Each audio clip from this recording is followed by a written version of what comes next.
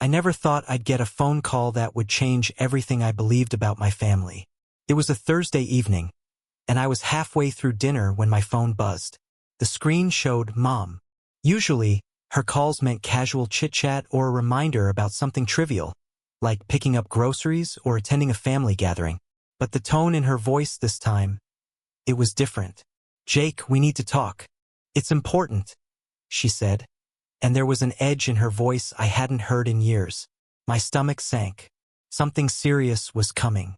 I sat down, trying to stay calm. "Sure, Mom. What's going on?" There was a pause. Then she dropped the bomb. "It's about Sarah." I froze. Sarah was my girlfriend of 2 years. We had met in college, moved in together last year, and honestly, I thought my parents had come to accept her. We had gone to family dinners, holidays, even a few vacations together. I had assumed the awkwardness at first would fade, and for the most part, it had. "What about her?" I asked cautiously. Mom sighed, and her words hit me like a punch to the gut. "Jake, we don't think she's right for you. For us, you need to end things with her." I blinked. "Wait, what? You want me to break up with her? Just like that?" "Yes. We've thought about this long and hard," she said firmly. "We can't support this relationship. It's not suitable for our family." I leaned back in my chair, my fork clattering onto my plate. My heart was pounding, and for a moment, I couldn't even process what she was saying. Not suitable? I had never considered Sarah unsuitable. She was smart, kind, funny, and she made me genuinely happy. "Mom, you're saying this like it's some kind of joke," I said, trying to keep my voice steady. "This isn't. I mean, I love her." Her voice softened, but the underlying sternness remained. "Jake, we love you too. That's why we're telling you this now, before it goes any further. You have to make a choice, us or her." It was as if the floor had fallen out beneath me. Us or her. I had never imagined my parents putting me in a position like this. I felt my chest tighten. I had spent my whole life trying to make them proud, to follow the rules, to respect their wishes. And yet, here I was, confronted with an impossible ultimatum. I didn't know what to say. How could they be asking me to throw away 2 years of my life, my happiness? For what? Tradition? Pride? Control? I need some time. I finally managed to whisper. My voice shook. "I can't just make a decision like that right now." "You don't have much time, Jake," she said. "Think carefully. We'll talk more tomorrow. We expect an answer soon." The line went dead before I could respond. I sat there in stunned silence, staring at my plate, barely touching my food. My mind raced. Was this real? Had my parents really just given me an ultimatum about the person I love? I didn't sleep that night. Every time I closed my eyes, I saw their faces, their disappointment, the sheer weight of the expectations they had placed on me. And in the dark, I whispered to myself, "Am I wrong for loving her?" The next evening, I decided to face it head-on. Sarah had offered to join me for support, but I told her no. This was my fight to handle first. I didn't want her caught in the crossfire of what was about to become a storm. When I arrived at my parents' house, the familiar smell of roasted chicken and baked potatoes filled the air. It should have felt comforting, normal, like any other family dinner. But the tension in the room was palpable, and I could sense it in every glance, every stiff movement my parents made. "Jake, sit down," Mom said, her voice polite but clipped. Dad gave me a tight nod, his jaw tense. I tried to swallow my nerves as I took a seat at the table. "Thanks for having me over," I said, keeping my voice neutral. Dad leaned back, folding his arms. "We need to be honest tonight," he began. "We've been thinking about your future, Jake, and we can't ignore some serious concerns about Sarah." I felt my stomach drop. "Concerns? What concerns?" Mom jumped in. "It's about compatibility, values, the things that matter in the long run. We don't see this relationship as fitting into our family or your future plans." I blinked, trying to process. I don't understand. Sarah is kind, ambitious, responsible. She's helped me grow as a person. Isn't that what matters?" Mom shook her head. We know you love her, but love isn't everything. You're still young, Jake. There's so much to consider: career, family traditions, social expectations. You need someone who aligns with that. Dad added, his tone firmer now. Jake, we aren't trying to be cruel, but if you continue down this path, you're choosing her over us. And that's not something we can accept lightly. I clenched my fists under the table, trying to stop my hands from shaking. Their words weren't just an opinion. They were an ultimatum, carefully dressed as advice. Are you saying you want me to break up with her? I asked, voice tight. Mom's eyes softened, but the answer was clear. Yes, that's what we believe is best for you. I wanted to scream, to tell them they had no right to make this decision for me. But I stayed quiet, trying to hold back tears. The room felt smaller, the air heavier. I finally said, my voice trembling, you realize that asking me this, it's not just about Sarah. It's about me, my choices, my life. You're asking me to betray my own happiness. Dad leaned forward, his expression unreadable.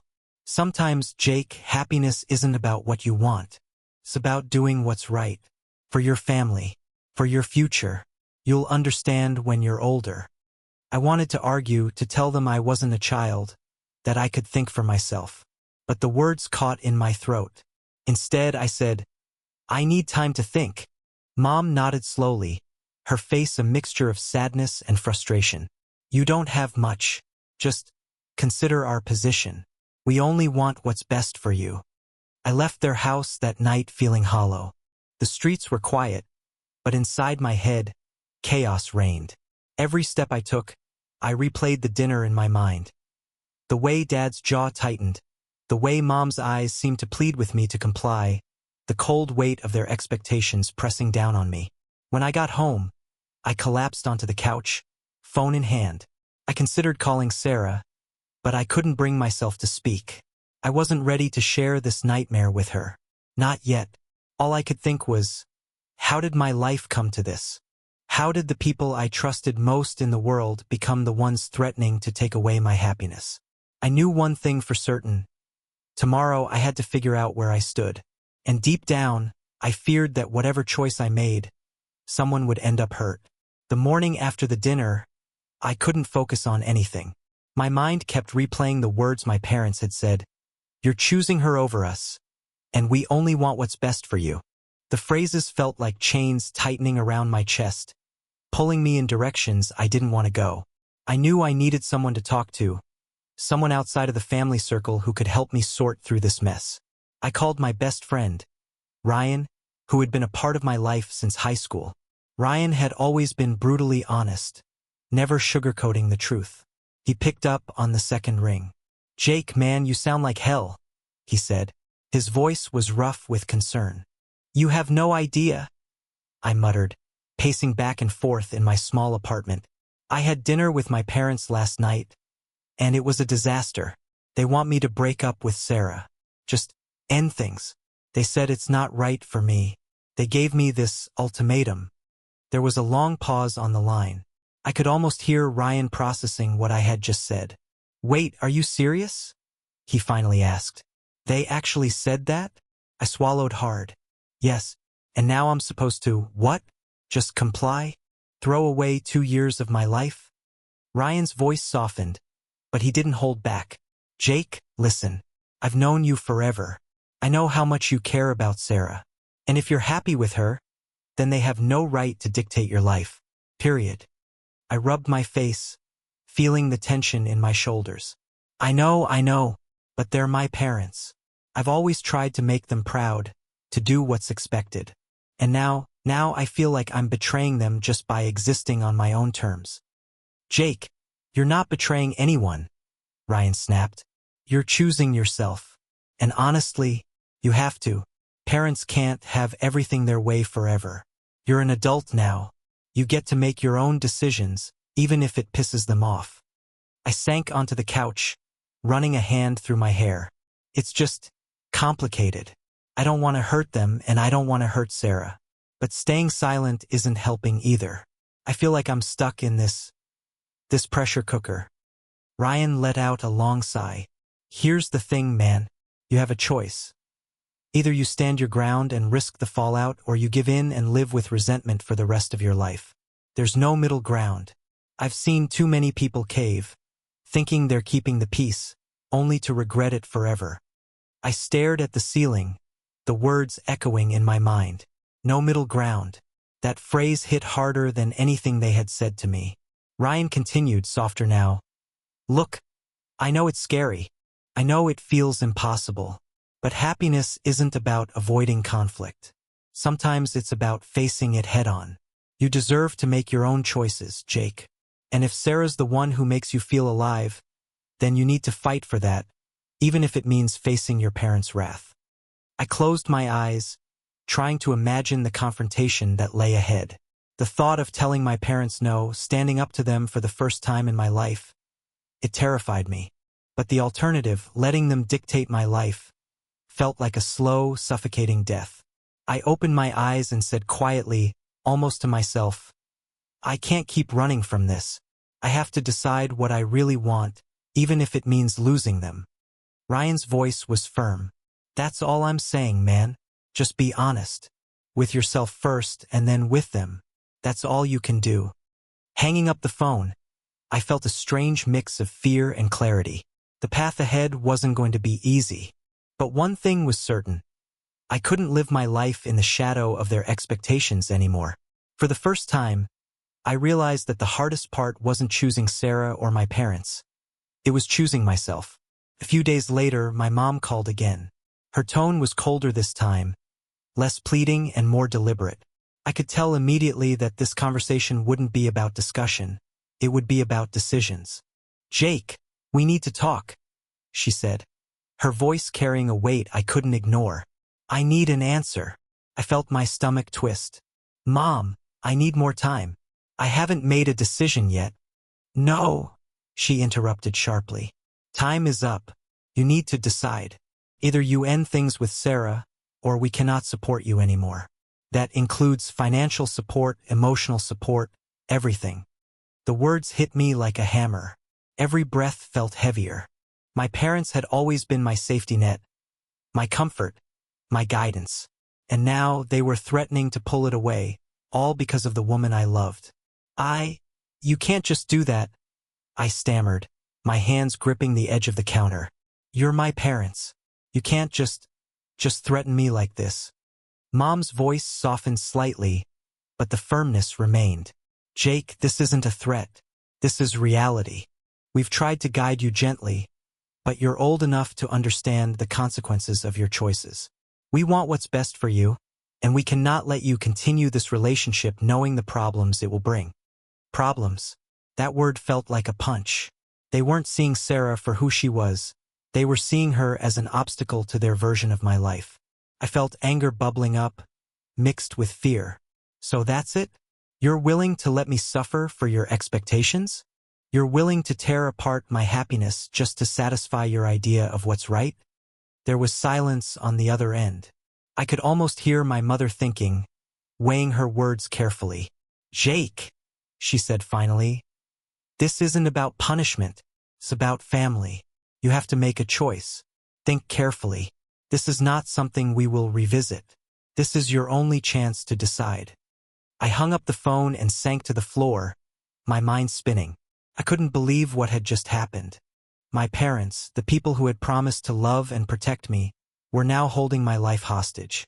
I thought about Sarah, her laugh, the way she held my hand in stressful moments, the quiet strength she carried that made me feel alive.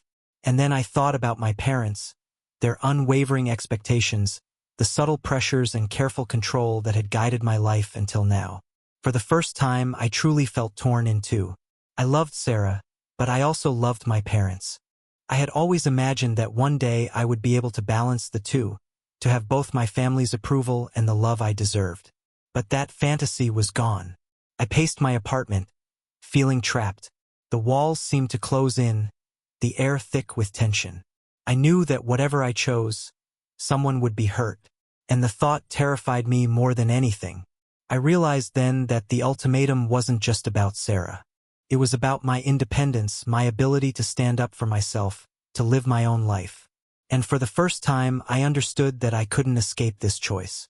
The question echoed in my mind, relentless and demanding. Do I follow my heart, or do I obey my family? The next day, I decided to try something different. I wasn't ready to give in, but I also didn't want to burn every bridge with my parents. Maybe, just maybe, there was a way to show them that Sarah wasn't some threat to our family, that she was a part of my life for good reasons. I invited them over to my apartment under the guise of a casual lunch. Sarah agreed to be there, understanding the delicate situation but nervous about what might unfold. The air was thick with tension when they arrived, their polite smiles unable to hide the judgment in their eyes. "Jake," Mom began, after a few moments of small talk, "we're glad you invited us, but we need to get to the heart of this. Why are you insisting on continuing this relationship?" I took a deep breath, trying to steady myself. "Because I love her. She makes me happy. She's not perfect, but no one is. She challenges me to be better, supports me when things get tough, and she's my partner. I can't just ignore that." Dad's eyes narrowed. "Love isn't enough, Jake. You're talking about the future, your career, your family obligations, your life trajectory. We have concerns about how she fits into that." I nodded, trying to stay calm. "I understand your concerns. I really do. But couldn't we try to see if Sarah and you can understand each other better? Give her a chance to show you who she really is, beyond first impressions?" Mom exchanged a look with Dad. I could see the resistance in their faces, a silent agreement that they weren't willing to bend. "Jake, it's not about first impressions," Mom said, her voice tightening. "We've seen enough to know that this isn't the right path. Your relationship with Sarah doesn't align with our family values. We've explained this before." I felt frustration rising, tinged with desperation. "But how can you say that without really knowing her? Without giving her a chance to prove she cares about our family, about you, about me?" Dad leaned back, his expression cold. "We've thought long and hard about this. Our opinion isn't going to change. We love you, Jake, but we cannot support this relationship." The words hit like a wall. My stomach dropped, and I felt the sting of helplessness. Every attempt at compromise, every effort to bridge the gap had been rejected. I looked at Sarah, who had been quietly observing, her hand resting lightly on mine. Her eyes reflected worry and sadness, but also unwavering support. I felt a surge of resolve. "Mom, Dad," I said, my voice steadier now, "I'm not asking you to approve me blindly. I'm asking for understanding. To give her a chance to see the person I see every day.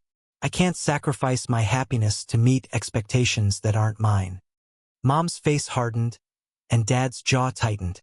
"Jake, we've been patient, but your position is clear. You will have to make a choice." I felt a mixture of anger, fear, and determination. The compromise I had hoped for wasn't possible. Their stance was firm, immovable. And yet, for the first time, I realized something crucial. I couldn't compromise my own life, my own happiness, for their approval. That night, I sat alone with Sarah after they left, exhausted and emotionally drained. "I tried," I said quietly. "I really tried." She held my hand, squeezing it gently. "I know you did, and I'm proud of you. You're standing up for yourself, even if it's hard." I looked at her, feeling a strange mix of relief and fear. The battle wasn't over. In fact, it was only just beginning. But one thing was certain. I couldn't go back to pretending everything was okay. The path ahead was unclear, but I knew I had to face it head-on, no matter the cost. By the weekend, the tension had become unbearable. I couldn't sleep, couldn't focus at work, couldn't think of anything beyond the looming pressure from my parents. I felt like I was standing on the edge of a cliff, torn between the person I loved and the family who had shaped my entire life. I decided I needed to talk to someone else besides Sarah. Someone neutral, someone who could listen without judgment. I invited Ryan over again, and we ended up sitting in my living room for hours, drinking coffee and venting. "I don't know what to do," I admitted, my voice breaking. "Every choice I make seems wrong. If I stay with Sarah, I'm betraying my parents. If I give in to them, I'll be betraying myself. And I don't even know which betrayal would hurt more. Ryan leaned forward, his eyes serious. Jake, sometimes there is no perfect choice. Life doesn't give us neat solutions. But here's the thing, you have to be honest about what you really want. Not what's expected, not what's safe, not what will please anyone else. You have to be true to yourself. I nodded, tears threatening to spill. I know, but it's just so hard. I feel like I'm being pulled in two directions at once. And I don't want to lose either side, but I feel like I'm losing everything anyway. At that moment, Sarah arrived at my apartment. I had told her I needed to see her, that I needed her support, but I wasn't prepared for how intense it would feel to confront the emotions I'd been holding back. When she walked in and saw the state I was in, her face softened. Jake, what's going on? You look exhausted. I sank onto the couch, burying my face in my hands. I can't handle this anymore, Sarah. My parents, they're giving me an ultimatum. They want me to end things with you or they'll cut me off completely. I feel trapped, and I don't know what to do. She sat beside me, taking my hand. Jake, it's okay. You don't have to decide everything right now. But whatever you choose, I'm here. I love you, and I want to fight for this with you. Hearing her say that, I finally broke. I let the tears flow, and all the fear, frustration, and heartbreak I'd been holding back poured out. I cried for the pressure of expectation, for the fear of losing my parents, and for the uncertainty of what the future held. Ryan sat quietly, offering silent support, while Sarah held me tight. For the first time, I felt a strange clarity amidst the chaos. I realized that the pain came from feeling forced to choose between two sides, rather than acknowledging my right to stand on my own. I don't want to lose you, I whispered, my voice trembling. I don't want to lose my family either. But I can't keep living like this. I have to be honest with them, even if it hurts. Sarah nodded, brushing the tears from my face. Then we face it together, one step at a time. You don't have to do it alone anymore. In that moment, I understood something fundamental. The hardest battles weren't the ones fought with words, ultimatums, or expectations. They were the ones fought inside yourself. And I knew that I couldn't keep running from this battle. I had to confront it, no matter the consequences. For the first time in days, I felt a glimmer of hope. I wasn't helpless. I wasn't trapped. And maybe, just maybe, I could find a way to stand up for the life I wanted without completely losing the people I loved. The following week, I knew I couldn't wait any longer. I had spent too many nights torn apart, second-guessing every thought, every emotion, every word I wanted to say. If I didn't confront my parents now, I feared I would lose not just Sarah, but also a piece of myself. I invited them over to my apartment once more. The moment they walked in, the air was thick with anticipation. I could feel my heartbeat pounding in my chest, my palms sweaty and tense. Jake, you called? Mom said cautiously, glancing at Dad. We hope you're ready to discuss things calmly. I am, I replied, taking a deep breath. But I need you to hear me clearly. This isn't going to be easy for any of us, and it may get uncomfortable. I need honesty from all of us, including you. Dad's eyes narrowed slightly. Go on. I stood, trying to gather every ounce of courage I had. I love Sarah. She makes me happy. She supports me, challenges me, and is the partner I've always hoped for. I can't, and I won't, end our relationship because you say so. I'm not a child anymore. I can make my own decisions. Mom's face tightened. Jake, you don't understand. This isn't just about you. It's about the family, our values, and the traditions we hold dear. I shook my head. I do understand, Mom. I understand your perspective, and I respect it. But respect doesn't mean obedience. For years, I've followed the rules, met expectations, and tried to make you proud. But now I have to be honest about what I want for myself. And I want Sarah. Dad leaned forward, his jaw clenched. You're being selfish. You're disregarding everything we've tried to teach you about responsibility, about thinking of the consequences. I felt anger rise, but I controlled it, channeling it into clarity. No, Dad. I'm not being selfish. I'm being human. I'm choosing my life, my love, and my happiness. I'm not ignoring consequences. I'm just not letting fear or control dictate my choices anymore. I can't keep pretending that I owe my entire life to someone else's expectations. Mom's eyes welled with tears, her voice trembling. Jake, do you realize what this means? You're willing to risk everything, your connection with us, for this? Yes, I said softly, but firmly. I'm willing to risk what I must to live authentically. I can't love Sarah any less, and I can't love myself any less to fit a mold that isn't mine. There was a long silence. The weight of my words hung heavily in the room. I could see the hurt and disappointment etched on their faces, but for the first time, I also saw a glimmer of understanding, or at least the realization that I wasn't going to back down. Jake, Dad finally said, voice quieter, almost defeated. You've changed. I don't know if we're ready for this, but we hear you. Mom wiped her eyes, nodding slowly. We hear you. That doesn't mean we agree, but we hear you. I exhaled, feeling a strange mix of relief and sorrow. The confrontation had been painful, raw, and necessary. Old family wounds resurfaced during the conversation, resentments, unspoken expectations, and disappointments. But facing them openly allowed me to reclaim some part of myself I'd lost in the shadows of obedience. When they left that evening, I felt exhausted but strangely lighter. I knew the road ahead wouldn't be easy. Relationships with parents aren't fixed in one conversation. They take years of understanding, compromise, and distance sometimes. But for the first time, I felt I had taken control of my own life. I turned to Sarah, who had been quietly observing, and smiled weakly.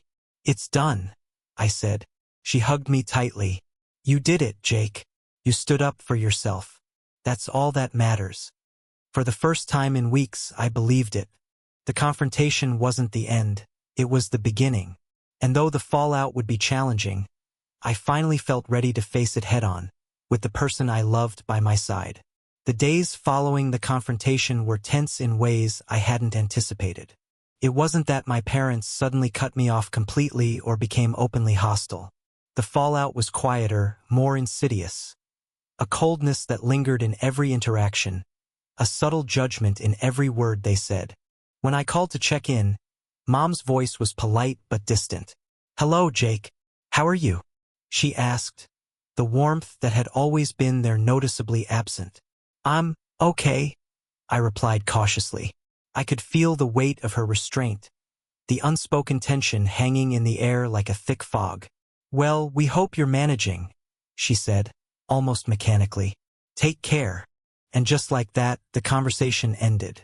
No further warmth, no reassurance, just distance. It was painful because I had hoped that confronting them honestly would open a door to understanding. Instead, it felt like a wall had grown between us. Family gatherings were even worse.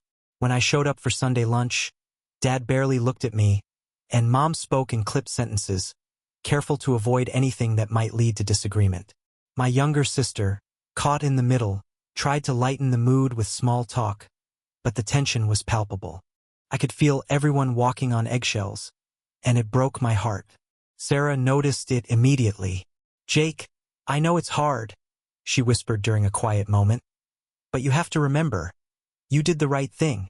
You were honest. That matters. I know, I said, my voice heavy, but it still hurts. They're my parents. I've always depended on them for guidance and support, and now, I don't know who I am to them anymore. Ryan called later that week, checking in. So, how's the aftermath? He asked bluntly. I sighed. It's complicated. They're not yelling, not cutting me off, but it's like I'm a stranger to them. Every interaction feels calculated. I miss the easy relationship we used to have. Ryan paused, then said, Welcome to adulthood, Jake. Standing up for yourself often comes with consequences, especially when it's against people you love. But the fact that you can stand firm, even with the fallout, that's what matters. You didn't give in. That's huge. I leaned back on my couch, staring at the ceiling.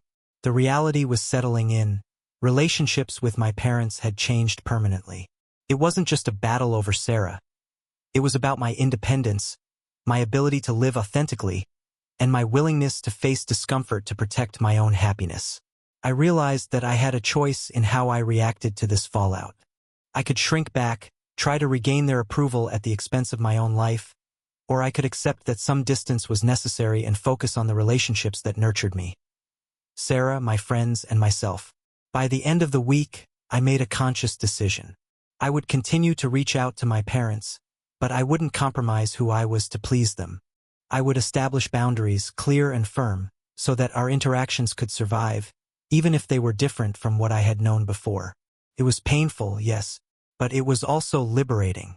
For the first time, I understood that family love doesn't always mean agreement, and sometimes love requires courage, honesty, and a willingness to face fallout without losing yourself. The following weekend, I found myself sitting alone in my apartment, staring at the half-empty coffee mug in front of me. The past week had been a whirlwind, confrontation, tension, cold shoulders, but now, in the quiet, I could finally process everything that had happened. I thought about my parents, the people who had shaped my life, who had guided me through childhood, school, and countless milestones. I loved them, and that love hadn't changed, but everything else had. Their approval, once so essential to my sense of self, now felt conditional, fragile, and sometimes even impossible to earn. I thought about Sarah. Her support had been unwavering, her faith in me unshakable. She hadn't just been my partner in love. She had been my anchor through this storm. I realized that standing up for her, and for myself, wasn't just about rebellion. It was about choosing life, choosing happiness, choosing authenticity. I reflected on the confrontation itself. It had been raw, painful, emotional. Old wounds had resurfaced. Things unspoken for years had come to light. And yet, it had also been necessary. I had finally voiced what I had felt for months, perhaps even years, the truth that I was my own person, capable of making my own choices. But the fallout was real. The quietness from my parents, the subtle tension in family gatherings, the disappointment that lingered in their eyes. It hurt. I had hoped that honesty would lead to understanding, but life rarely offers such neat resolutions. I realized that sometimes love and honesty can coexist with conflict and distance. I asked myself the hardest question. Am I wrong for wanting to live my life on my own terms? My answer came quietly but firmly, no. I wasn't wrong. Choosing authenticity over compliance, choosing love over fear, choosing myself over constant expectation. These were not betrayals. They were acts of courage. I also considered the future. Relationships with my parents would take work, patience, and boundaries. It wouldn't be easy, and some bridges might remain strained indefinitely. But the alternative, living a life dictated by fear and expectation, was unbearable. I sipped the lukewarm coffee and made a promise to myself. I would continue to fight for the life I wanted. I would protect the love I had found. And I would maintain a connection with my parents, but on terms that respected my identity, my choices, and my happiness. It was a difficult path, full of uncertainty and challenges, but it was mine. And for the first time in a long time, I felt a flicker of peace amid the chaos. A fragile, tentative hope that I could have a life that honored both love and truth. In that moment, I understood something fundamental. Happiness isn't about pleasing everyone. It's about honoring yourself, even when it hurts those you love. And sometimes that honesty is the most loving act of all. After days of reflection, I realized I needed an outside perspective. Friends could give advice, but they all knew parts of the situation and could be biased. I needed a neutral audience, one that could weigh in without the emotional baggage of family ties. That's when I decided to post on Reddit, in the AITA subreddit. I spent hours crafting the post, trying to balance honesty with clarity. I didn't want to exaggerate or make myself a victim. I just wanted to share my story and ask a simple question. Was I in the wrong for choosing love over my parents' expectations? Here's what I wrote. Title: AITA for refusing to end my relationship after my parents gave me an ultimatum. Body: I, 28M, have been dating Sarah, 27F, for 2 years. We live together and have a strong, supportive relationship. Recently, my parents told me they think she's not right for me and demanded that I end things with her. They said if I didn't, they would withdraw all emotional and financial support. I tried to explain my perspective to them, even attempted a compromise where they could get to know her better, but they refused to listen. I love Sarah and cannot imagine my life without her. Confronting my parents has been emotionally exhausting, and while I respect them, I need to live my life on my own terms. I'm struggling with guilt, fear, and sadness, and I want an honest perspective. AITA for refusing to end my relationship despite my parents' ultimatum? Posting it felt surreal. I waited, staring at the screen, imagining strangers reading my story and passing judgment on the life I had carefully built. I felt exposed, vulnerable, and strangely liberated. The responses started trickling in almost immediately. Some were blunt. NTA. Your life, your choice. Others shared similar experiences with controlling parents. Many emphasized the importance of standing up for oneself and respecting personal boundaries. A few suggested ways to maintain a relationship with my parents without sacrificing my autonomy. Reading the comments, I realized something profound. I wasn't alone. Others had faced impossible choices, impossible expectations, and had found ways to navigate them while staying true to themselves. I felt a quiet affirmation that my decision, painful, complex, and full of consequences, was valid. By the end of the night, I closed my laptop feeling a mix of relief and determination. The road ahead with my parents was still uncertain. Family gatherings would still be tense. Old wounds wouldn't heal overnight. But I had made my choice. I had stood up for my happiness, my love, and myself. And for the first time in weeks, I felt whole again. I knew life would continue to challenge me, that conflicts and heartbreak would arise. But I had learned an essential truth. Standing up for yourself doesn't mean you don't love your family. It means you love yourself enough to live authentically. And in the end, that was the choice that mattered most.